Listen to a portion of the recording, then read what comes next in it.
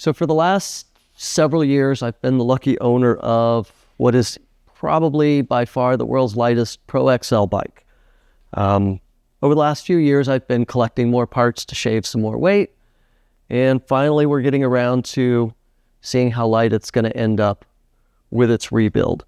A few disclaimers to go over, though. First off, I'm old. I'm not heavy. I'm not strong. I'm not putting out 2,000 watts. And this bike sees the pump track far more often than it sees the racetrack. I'm not looking to crash anymore. I don't heel like when I'm young. So I have a different set of needs than an 18-year-old who's, putting out 2,000 watts. Been riding this for a few years at around 11 pounds, 11 and a quarter pounds, but got some new stuff to put on it. One thing that does come up a lot is how much did that cost? And this is certainly one of those bikes where budget is not even a concern. It's so outside the realm of regular budget that it doesn't matter. A lot of what's on this bike isn't even production. It's the culmination of 30 plus years of being in the industry and calling in a lot of favors to get custom stuff done. But it's given me the option to do something really cool, so let's build it and see where it gets to. In my opinion, Nick Crumpton is probably the best custom carbon frame builder in the world.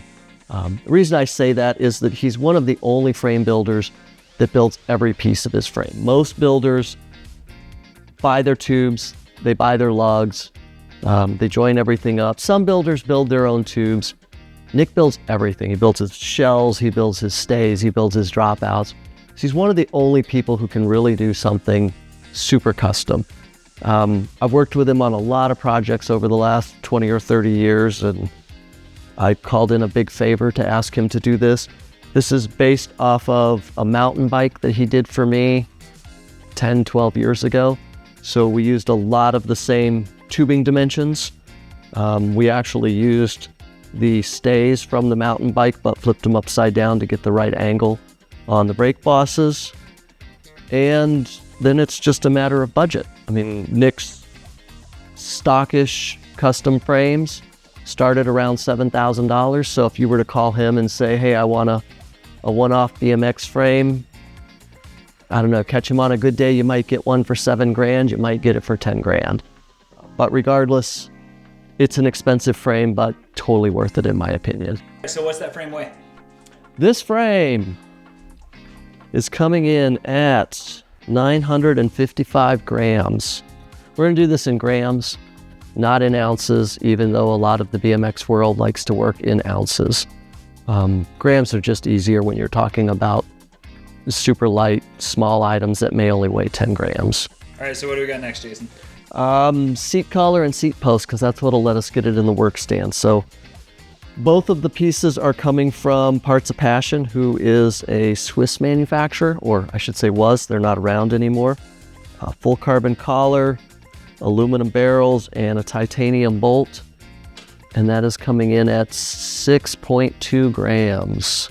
The seat post, also Parts of Passion. Did change out the lower cradle with a KCNC and reduced the uppers from M6 yokes to M5 yokes.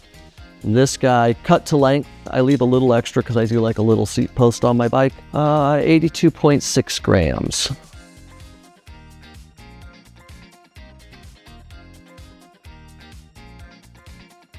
One of the really cool pieces, my favorites on this bike, is the headset. Most people don't get excited by a headset. This one is pretty unique.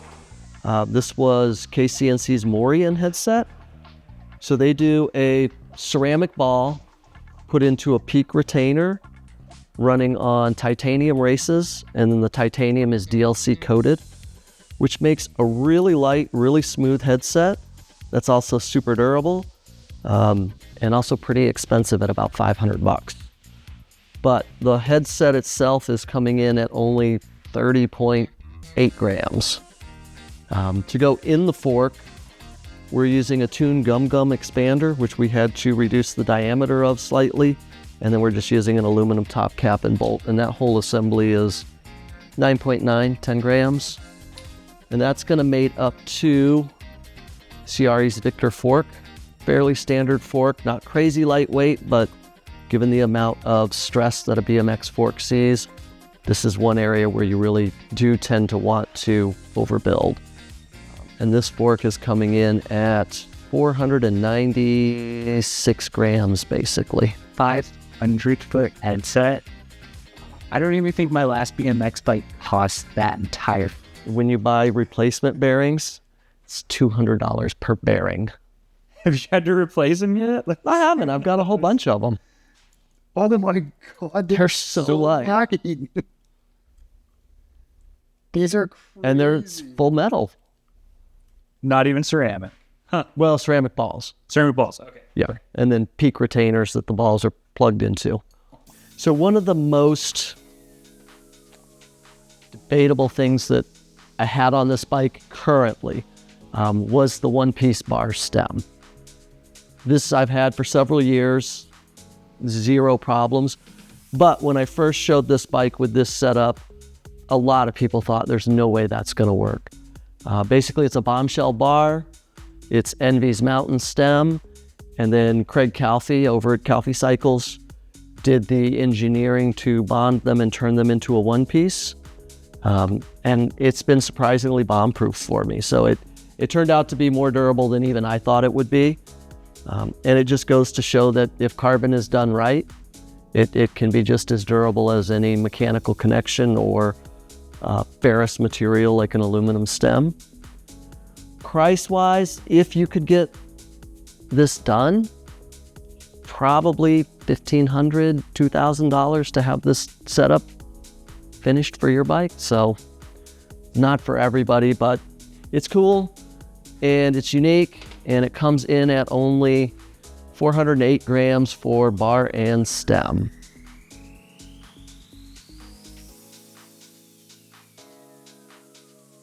We'll be using Extra Light's one-piece 3D printed 15 mil spacer. Scant 1.4 grams.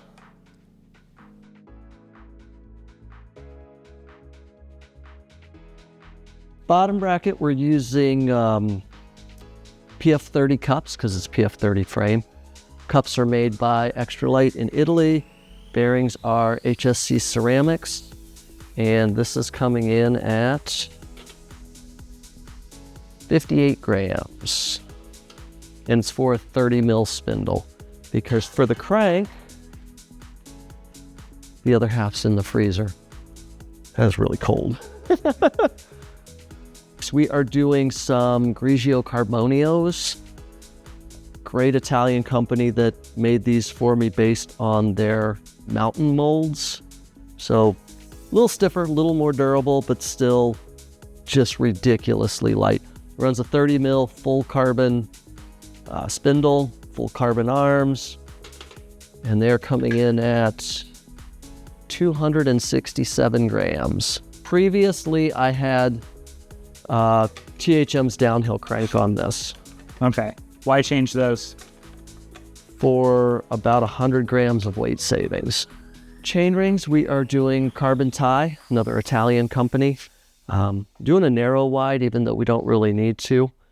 One cool thing about it, they've machined the female parts of the bolts into the ring, so it saves a couple of grams, but overall it's a pretty light ring at 34 grams, and the bolts to put it on are 3.7. Same chain ring as before? No, previously I was running an Absolute Black. In a larger size, I decided to step down slightly in the size. For the brakes, we are using KC&Cs.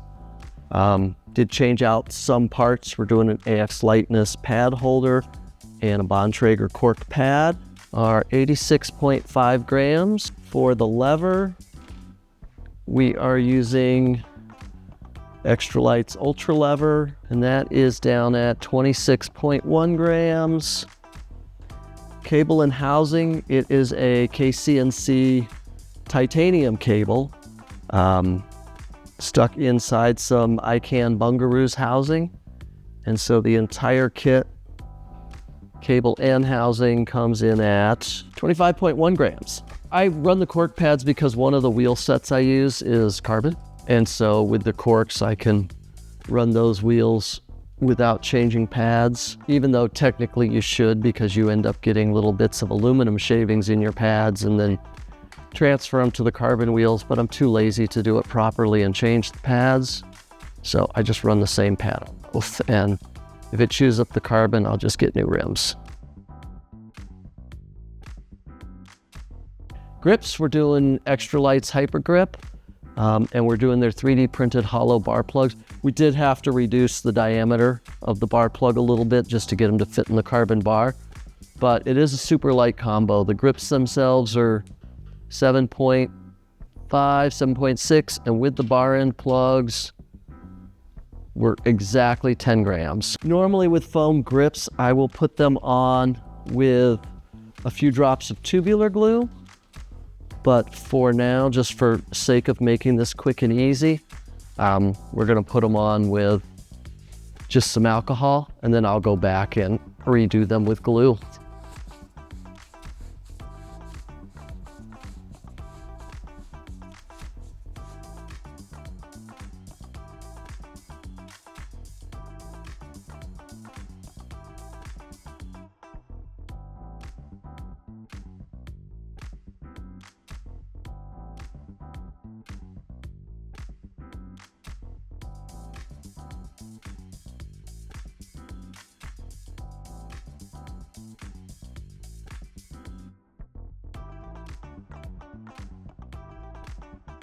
For wheels, we are using a couple of sets. The guys at Velocity made me these rims. Pillar did some custom 13 gauge bladed titanium spokes. And Toon made me a custom hub based around their road hub and a mix of their single speed mountain hub. And then the second set is a much more straightforward set. It's 50 mil carbon clinchers. It's running just a standard 14-15 gauge Sapum steel spoke and DT240 BMX specific hubs, pretty tried and true. This is sort of the bomb-proof race set versus the alloys being the sort of everyday pump track set. So we're gonna be putting these on. When the carbons go on, it gains about 1/2 pound.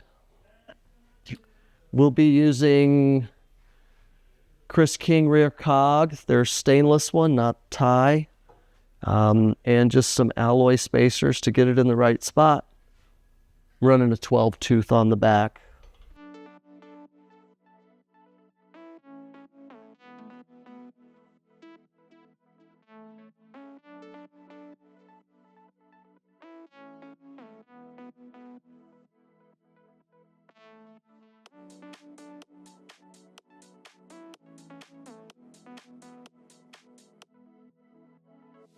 Tires, we're going to be reusing the Tioga Powerband power blocks. They're coming in at 300 and 269 grams. Tubes, we're going to be running TPUs. These will replace the Eclipse tubes that were in there. These save another 15 grams or so off the Eclipse tubes.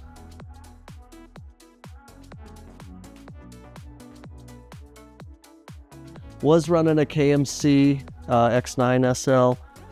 Now I'm going to a YBN titanium. It's not a full titanium chain. Obviously you can't make plates and interlinks out of titanium. So it is full steel, but all the rollers are titanium, and it's a tinitride coating on it. It shaves about 30 grams off of an already light KMC chain. I guess we want to weigh it, huh? 152.7.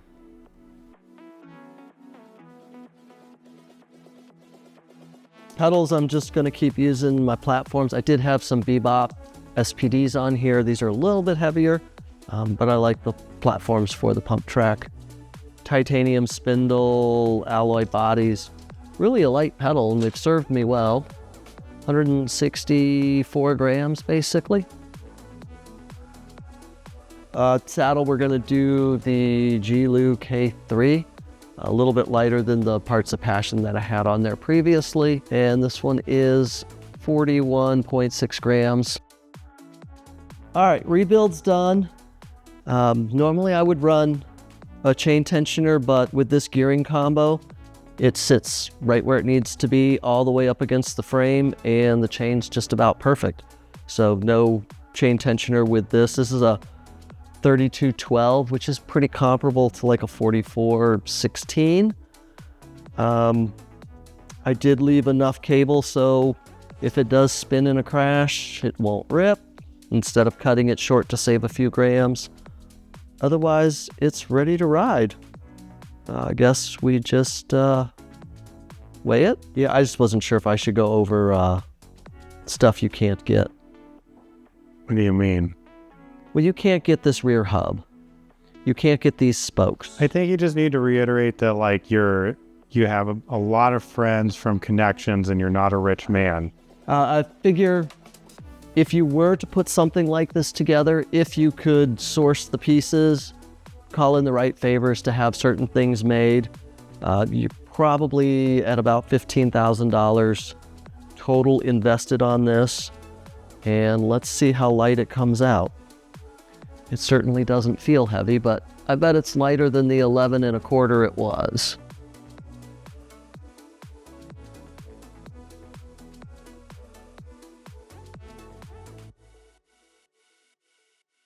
So there it was. We've got 9.99. We'll just call it 10. Yeah. Tell us about your shoes. If you want to get a bike, reach out. We won't build you this one, but we can build you something just as special.